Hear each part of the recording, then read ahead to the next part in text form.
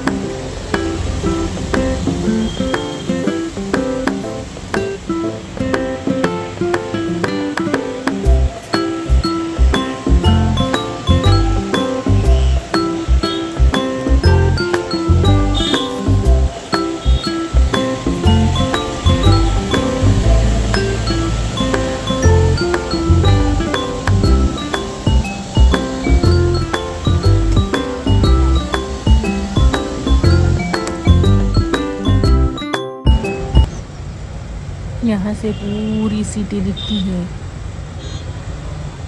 कितना अच्छा लगता है। हमारे पीछे कब का एक गाइड पीछे पड़ा है, गाइड ले लो, गाइड ले लो। फिर हमने हायर कर लिया गाइड, पूरा फोर्ट घुमाने का। लक्ष्मणपुर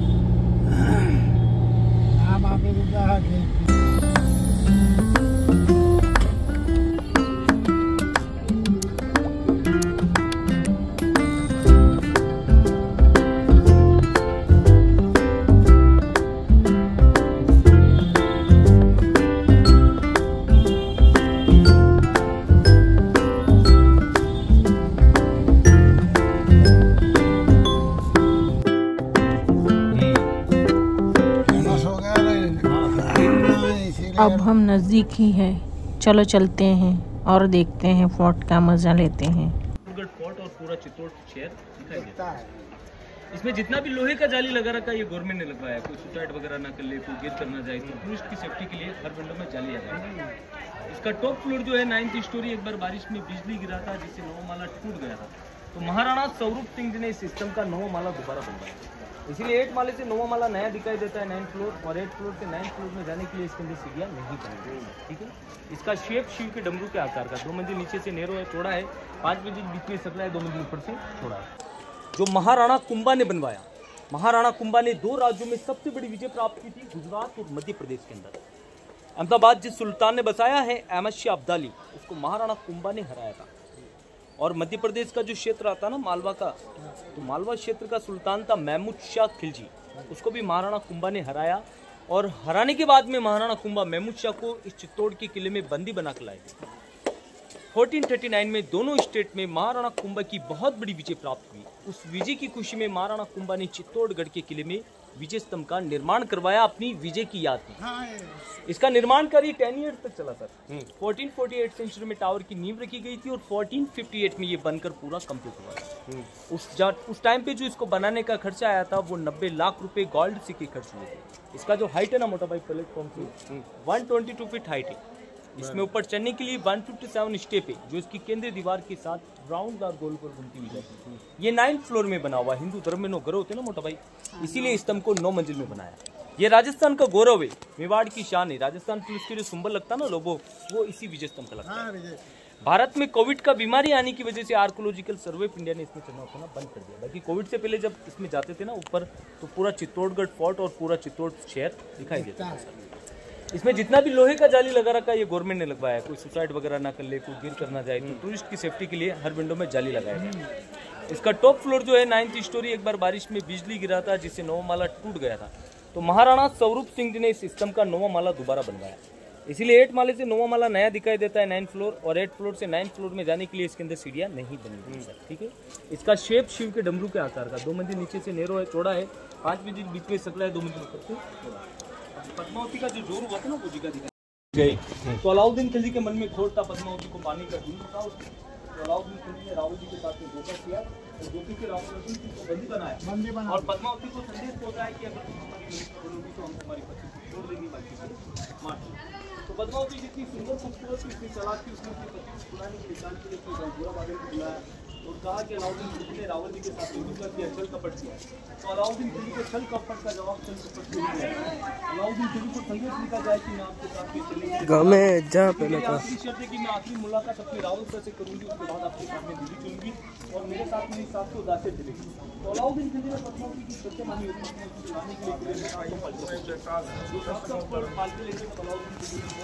लाने के लिए रूपमती और एक चित्तौड़गढ़ की रानी पद्मावती। पद्मावती सिंगलदीप की रहने वाली, आज श्रीलंका जिस देश का नाम है ना, उसका पहले सिंगलदीप था। तो पद्मावती सिंगलदीप की रहने वाली थी। राजा गंदेर सिंह जी की बेटी थी, जो बच्ची थी बहुत सुंदर और खूबसूरत थी। पद्मावती रानी ने उनका पूरा बचपन, उनका बोलने वाला एक तोता था, उसका नाम था हीरामणि। उसके साथ में पद्मावती ने उनका पूरा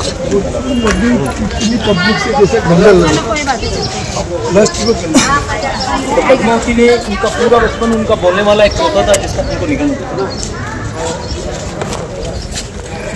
हीरामणि नाम था। उसके साथ में पद्मावती ने उनका पूरा बचपन निकाला। पद्मावती बड़ी हुई तो पद्मावती की माता पिता जी राजा गंदेर सिंह जी और माता चंपावती ने पद्मावती का स्वयंवर किया।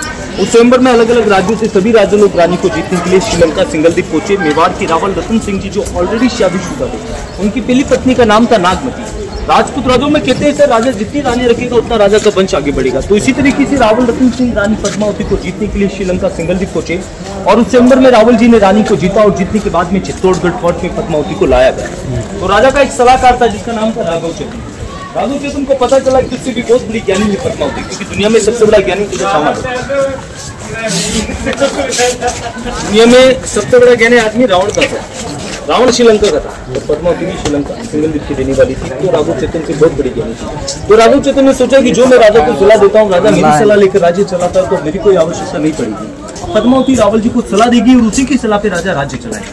तो राघव चेतन काली विद्या करने लगा। काली विद्या का पता रावल रतन सिंह जी को चला। तो रावल रतन सिंह जी ने राघव चेतन को अपने दरबार में लिया और उसे बुरी तरीके से अपमानित करके मेवाड़ से देश निकाला दिया। उसे जान से नहीं मारा, जान से इसीलिए नहीं मारा तो राघव चेतन को अपमानित करके मेवाड़ से देश निकाला दिया। राघव चेतन बुरी तरीके से अपमानित हुआ, वो अपने अपमानित का बदला लेना चाहता था। उसको अलाउद्दीन खिलजी के बारे में पता चला तो वो दिल्ली, लेकिन अलाउद्दीन खिलजी उस जमाने में बहुत बड़ा बादशाह था, उसके दरबार में डायरेक्ट मिलना उचित नहीं था। तो राघव चेतन को पता चला कि अलाउद्दीन खिलजी दिल्ली के जंगलों में शिकार खेलने के लिए जाता है। तो राघव चेतन ने उसका डेरा दिल्ली के जंगलों में डाला और अलाउद्दीन खिलजी का इंतजार किया। जब अलाउद्दीन खिलजी दिल्ली के जंगलों में पहुंचा तो राघव चेतन ने उसकी बांसुरी बजाई, जिसकी मधुर आवाज अलाउद्दीन खिलजी के कानों में पड़ी। तो अलाउद्दीन खिलजी ने उसकी सेना को भेजा बांसुरी बजाने वाले को पकड़ने के लिए। तो अलाउद्दीन खिलजी की सेना ने राघव चेतन को पकड़ा और अलाउद्दीन खिलजी के सामने पेश किया। तो अलाउद्दीन खिलजी राघव चेतन की बात से खुश हुआ, पसंद हुआ और राघव चेतन को अपने दरबार में रखा, एक बांसुरी बजाने को। फिर राघव चेतन ने अलाउद्दीन खिलजी को बताया रानी पद्मावती के बारे में। कहते ना घर का बेदी दिन का टाइम, अगर उस टाइम पे राघव चेतन को मार देते। हम आ गए हैं ब्रह्मा विष्णु महेश का एक बड़ा सा मंदिर है। देखिए, आपको मैं दर्शन करवाती हूँ, चलो।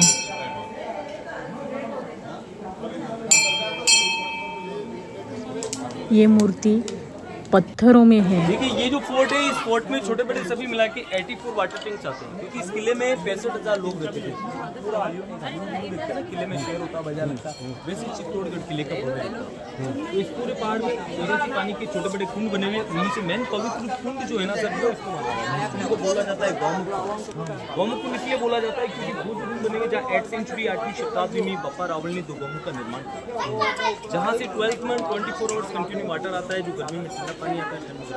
चलेंगे पीने के लिए यहाँ पवित्र मानते हैं, जाने के लिए राजा को जलाने के बाद में स्नान करते थे। रानी टनल द्वारा स्नान करने के लिए आती थी, जो टनल को गवर्नमेंट ने क्लोज करा। इस टैंक का 50 फीट डीप है, नीचे आकार में इसके और प्रकार में एक कुंड बना हुआ है। अगर आपने महाराणा प्रताप का सील देखा ना सर, इसके अंदर इसी कुंड का व्यू दिखाते थे। जन्म यहाँ का बताया, लेकिन जन्म यहाँ नहीं हुआ। सिंगलगढ़ फोर्ट में महाराणा प्रताप जन्म हुआ 9 मई 1540। जब खेल शुरू होता है उसके पहले लिखा होता है सूचना की ये जो दरार राजस्थान में दूसरी बार आई हूँ। पहले 2013 में आई थी और अब 2025 में आई हूँ। मुझे पता था, पूरा फोर्ट का मालूम था, लेकिन हमने खुद भी गाइड कर लिया था। गाइड करने से क्या जल्दी जल्दी हमारा कवर हो जाता है और हमें मालूम होता है पूरा लुक ले सकते क्योंकि राजस्थान में हैं। सर उदयपुर, जयपुर, जोधपुर, जैसलमेर, बीकानेर, बाड़मेर, भरतपुर ये सब जगह देखने लायक। लेकिन चित्तौड़ किला एक ऐसा किला जहाँ का हर मूर्ति, हर मंदिर, हर महल टूटा हुआ है। यहाँ से पूरी सिटी दिखती है राजस्थान की, चित्तौड़गढ़ की। इसीलिए कहते हैं कि चित्तौड़ देखिए देखने के लिए कितना अच्छा व्यू लग रहा है। के लिए सीताफल और बनाने के लिए रानी।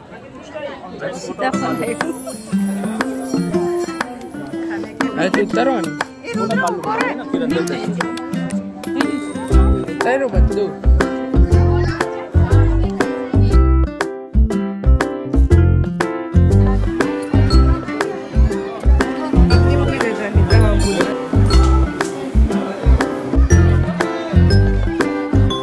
इधर चलते रहिए। हिंदुस्तान में तीन रानियां सुंदर थी सर। एक महाराष्ट्र पुणे की बाजीराव मस्तानी, एक मध्य प्रदेश की मांडव की रूपमती और एक चित्तौड़गढ़ की रानी पद्मावती। पद्मावती सिंगलदीप की रहने वाली। आज श्रीलंका जो देश का नाम है ना, उसका पहले सिंगलदीप नाम है। तो पद्मावती सिंगलदीप की पद्मावती रानी ने उनका पूरा बचपन, उनका बोलने वाला एक तोता था जिसका नाम था हीरामणि, उसके साथ में पद्मावती ने उनका पूरा बचपन निकाला था सर। इतनी पब्लिक से कैसे गंदा तो पद्मावती ने उनका पूरा बचपन, उनका बोलने वाला एक तोता था जिसका, इनको निकलना था सर, हीरामणि नाम था। उसके साथ में पद्मावती ने उनका पूरा बचपन निकाला। पद्मावती बड़ी हुई तो पद्मावती के माता पिताजी राजा गंदेर सिंह जी और माता चंपावती ने पद्मावती का स्वयंवर रखा। उस स्वयंवर में अलग अलग राज्यों से सभी राज्य लोग रानी को जीतने के लिए श्रीलंका सिंगलदीप पहुंचे। मेवाड़ की रावल रतन सिंह जी जो ऑलरेडी शादीशुदा थे, उनकी पहली पत्नी का नाम था नागमती। राजपूत राजों में कहते हैं सर, राजा जितनी रानी रखेगा उतना राजा का वंश आगे बढ़ेगा। तो इसी तरीके से रावल रतन सिंह रानी पद्मावती को जीतने के लिए श्रीलंका सिंगलदीप पहुंचे और उस स्वयंवर में रावल जी ने रानी को जीता और जीतने के बाद में चित्तौड़गढ़ कोर्ट में पद्मावती को लाया गया। तो राजा का एक सलाहकार था जिसका नाम था राघव चेतन। राघव चेतन को पता चला कि उससे भी बहुत बड़ी ज्ञानी है पद्मावती, क्योंकि दुनिया में सबसे बड़ा ज्ञानी इधर शामिल है। दुनिया में सबसे बड़ा ज्ञानी आदमी रावण था सर। रावण श्रीलंका का था और पद्मावती भी श्रीलंका सिंगलदीप की रहने वाली थी। तो राघव चेतन से बहुत बड़ी ज्ञानी थी। तो राघव चेतन ने सोचा कि जो मैं राजा को सलाह देता हूँ, राजा मेरी सलाह लेकर राज्य चलाता है, तो मेरी कोई आवश्यकता नहीं पड़ेगी। अब पद्मावती रावल जी को सलाह देगी और उसी की सलाह पे राजा राज्य चलाएगा। तो राघव चेतन काली विद्या करने लगा। उसकी काली विद्या का पता रावल रतन सिंह जी को चला। तो रावल रतन सिंह जी ने राघव चेतन को अपने दरबार में बुलाया और उसे बुरी तरीके से अपमानित करके मेवाड़ से देश निकाला दिया। उसे जान से नहीं मारा। जान से इसीलिए नहीं मारा क्योंकि वो जात का ब्राह्मण था, तो ब्राह्मणों को मारने पे पाप लगता था। तो राघव चेतन को अपमानित करके मेवाड़ से देश निकाला दिया। राघव चेतन बुरी तरीके से अपमानित हुआ। वो अपने अपमानित का बदला लेना चाहता था। उसको अलाउद्दीन खिलजी के बारे में पता चला तो वो दिल्ली चला गया। लेकिन अलाउद्दीन खिलजी उस जमाने में बहुत बड़ा बादशाह था, उसके दरबार में डायरेक्ट मिलना उचित नहीं था। तो राघव चेतन को पता चला कि अलाउद्दीन खिलजी दिल्ली के जंगलों में शिकार खेलने के लिए जाता है। तो राघव चेतन ने उसका डेरा दिल्ली के जंगलों में डाला और अलाउद्दीन खिलजी का इंतजार किया। जब अलाउद्दीन खिलजी दिल्ली के जंगलों में पहुंचा तो राघव चेतन ने उसकी बांसुरी बजाई, जिसकी मधुर आवाज अलाउद्दीन खिलजी के कानों में पड़ी। तो अलाउद्दीन खिलजी ने उसकी सेना को भेजा बांसुरी बजाने वाले को पकड़ने के लिए। तो अलाउद्दीन खिलजी की सेना ने राघव चेतन को पकड़ा और अलाउद्दीन खिलजी के सामने पेश किया। तो अलाउद्दीन खिलजी राघव चेतन की बांसुरी की धुन से खुश हुआ, पसंद हुआ। राघव चेतन को अपने दरबार में रखा एक बांसुरी बजाने की तरफ। फिर राघव चेतन ने अलाउद्दीन खिलजी को बताया रानी पद्मावती के बारे में। वो कितना घर का भेदी लंका ढाई। अगर उस टाइम पे राघव चेतन को मार देते तो इस तरीके की स्टोरी नहीं होता। तो राघव चेतन ने अलाउद्दीन खिलजी को बताया कि चित्तौड़ की रानी पद्मावती जितनी सुंदर खूबसूरत है कि वो पान खाती पानी पीती उसके गले के अंदर से दिखाई देता है। जितनी सुंदर मेरी बांसुरी की आवाज है उससे कहीं ज्यादा पद्मावती की सुंदरता के किसी विश्व सुंदर ही है रानी पद्मावती। तो अलाउद्दीन खिलजी राघव चेतन की बातों में आ चुका था और पद्मावती को देखने के लिए दिल्ली से चित्तौड़ पहुंचा। चित्तौड़ पहुंचने के बाद में रावल रतन सिंह को संदेश लिखा कि मैं रानी पद्मावती को देखना चाहता हूँ। चित्तौड़ में कोई हमला नहीं होगा और मैं दिल्ली लौट जाऊंगा। मेवाड़ के राजा अपनी रानियों को पर्दे में रखते थे। अलाउद्दीन खिलजी को चेहरा बताने के लिए मना किया, इनकार किया। तो 6 मंथ तक अलाउद्दीन खिलजी ने पूरे किले का घेराव करके रखा। जो इस किले में राजा की प्रजा रहती थी, गोदामों में जितना भी अनाज था वो 6 मंथ में सारा फिनिश हो गया था और राजा की प्रजा इस किले में भूख के मारे मरने लगी। अगर सर किले में राजा की प्रजा न रहेगी तो राजा क्या करेगा राज करके। तो मंत्री ने तो पद्मावती ने भी अपनी प्रजा को देखते हुए चेहरा दिखाने के लिए मना नहीं किया और हाँ किया। फिर अलाउद्दीन खिलजी को इस किले के अंदर लाया गया मेहमान की तरह और चांदी और जस्से की थाल में रानी का रिफ्लेक्शन दिखाया। आज स्टील के बर्तन में चेहरा देखते हैं, वैसे अलाउद्दीन खिलजी को रानी का चेहरा चांदी और जस्ते के थाल में दिखाया।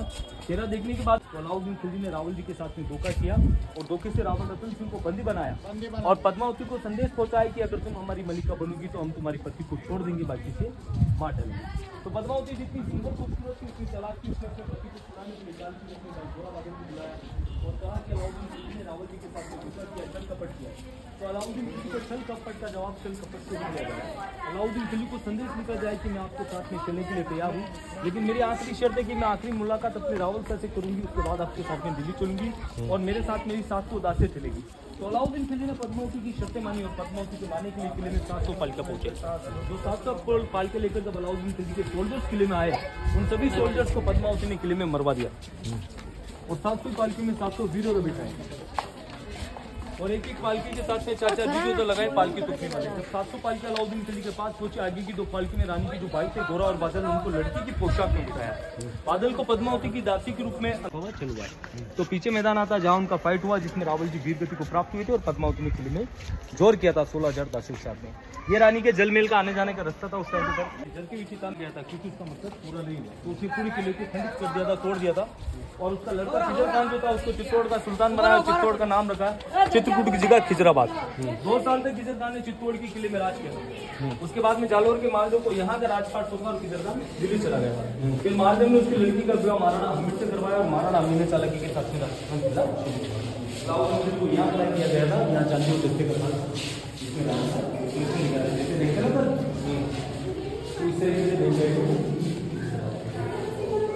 और ये समर पैलेस है रानी का। गर्मी का जो समय होता है ना, गर्मी के समय में रानी इस पैलेस में रहती थी, क्योंकि राजस्थान का एक हॉट क्षेत्र है सर, तो यहाँ गर्मी बहुत पड़ता है। तो जयपुर में, उदयपुर में, चित्तौड़ में ये पानी के अंदर जो पैलेस होते हैं वो गर्मी के हिसाब से बनाए जाते हैं। ये जलमेल और ये जो गार्डन बनाओ ना पूरा, ये दोबारा बने।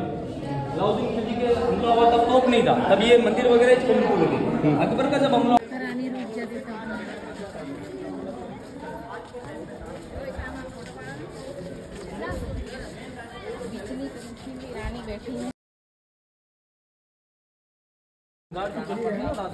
उनके रहने के लिए रूम होते थे, रहना पड़ता आपका सीट लेने के लिए। जब बैलों का लड़ाई करने के लिए गया, उसी के साथ में जोर चलेगा।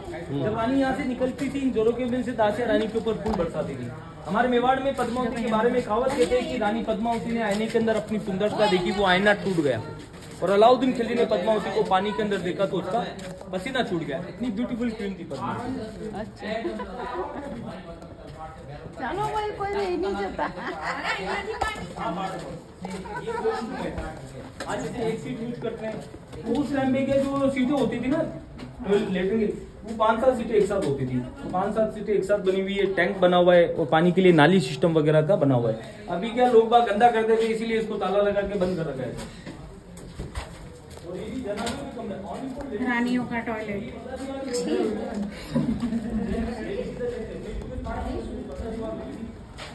और जो खाना बनाने वाली दादी होती थी ना, जो कुकिंग का काम करती थी राजाओं के लिए, तो ये उनके रहने के लिए रूम होते थे। और इस दीवार पर कमरा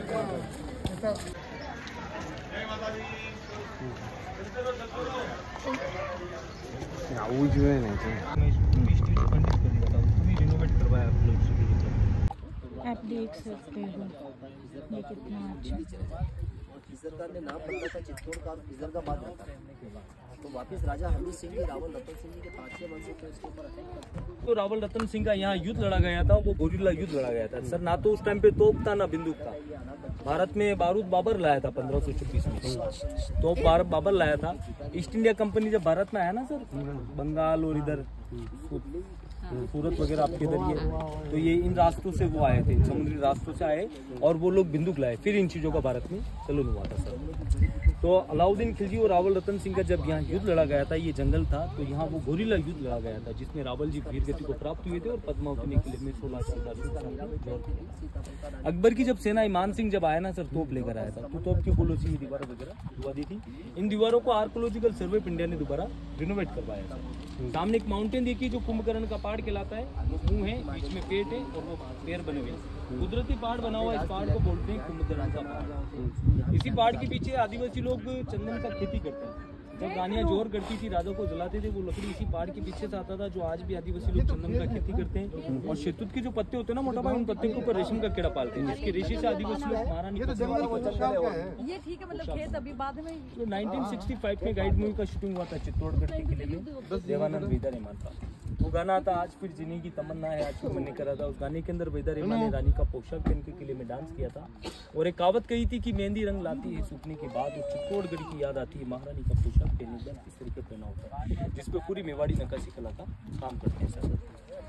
और एक यहाँ जो ये सीताफलों का खेती करते हैं ना सर, ये इसका जो छाल होता है, उस छाल को चूने के पानी में गलाकर उसका रेशा निकालते हैं, जिसके रेशे से यहाँ का सीताफल का एक आयुर्वेदिक रजे बनाते हैं, जो घुटनों का, कमर का, जोड़ों का दर्द होता है ना मोटा भाई, उसके लिए वो रजे बनते हैं। क्योंकि राजाओं के समय में डॉक्टर मेडिकल नहीं थे, राजा लोग घोड़ा लेके जाते थे, घोड़ा चलाते थे, कमर का, घुटनों का दर्द होता था, तो उस टाइम पे तलवारों के जब घाव लगते थे, सब डॉक्टर थे नहीं टाके लगाने के लिए जड़ी बूटियों का ये जो खेती होती है हमारे मेवाड़ में, लोग गेहूँ की ज़्यादा खेती करते हैं। मेवाड़ में कहावत कहते हैं, गेहूँ छोड़कर मक्का खाना नहीं, मेवाड़ छोड़कर जाना नहीं। ये पहाड़ी क्षेत्र सतपुड़ा विंध्याचल पर्वत बोलते हैं। किरबुल प्रकार की जो पहाड़ियाँ होती है ना, वो अरावली की पहाड़ियाँ कहलाती है, जो उदयपुर, माउंट आबू, कुंभलगढ़, हल्दी घाटी में वो उधर अरावली, और बाकी जो खुले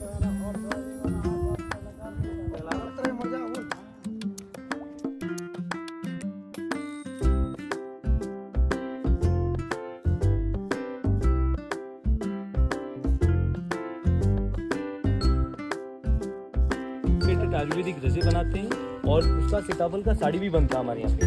केला खाते हैं, केला केले के पेड़ का रेशा निकालते हैं, उसके रेशे से साड़ी बनाते हैं। जो जलगांव में इसका सबसे ज्यादा खेती होता है केलों का, जो पूरे भारत में केले वहीं से जाते हैं, क्योंकि हिमाचल की एप्पल बाग होता है ना, बाग, उसके रेशे से भी साड़ी बनता है। और ऐसा एक रेशम का कीड़ा होता है जिसको गर्म पानी में उसका रेशा निकालते हैं, जिसके रेशे से साड़ी बनती है महारानी पद्मावती की, जो वहीदा रहमान ने गाइड पिक्चर में वो साड़ी पहनी थी सर। और ऐसे वेजिटेबल कलर से ब्लॉक हंटिंग करते हैं सर, जैसा मैंने आपको फूल के बारे में बताया, इसी तरीके से भैया आपको एक बारे में समझाएंगे। ये मेवाड़ का लोगो होता है, जिधर एक तरफ राणा पूजा और एक तरफ महाराणा पूजा, जिसको इतना बड़ा सम्मान दिया आदिवासी लोगों को मेवाड़ दरबार ने, कि मेवाड़ के लोगों में उसका चित्र दिया सर। इस तरीके से आई शूज ओपन करिएगा यहीं से सर। यहाँ के स्टोर से हमने 2-3 साड़ियाँ ली, थोड़ा शॉपिंग किया, और फिर हम वहाँ से हम होटल गए। चलो आज का ब्लॉग यहीं समाप्त होता है। आपको पसंद आया हो तो आप शेयर कीजिए, मेरे चैनल को सब्सक्राइब कीजिए और लाइक कीजिए। Thank you.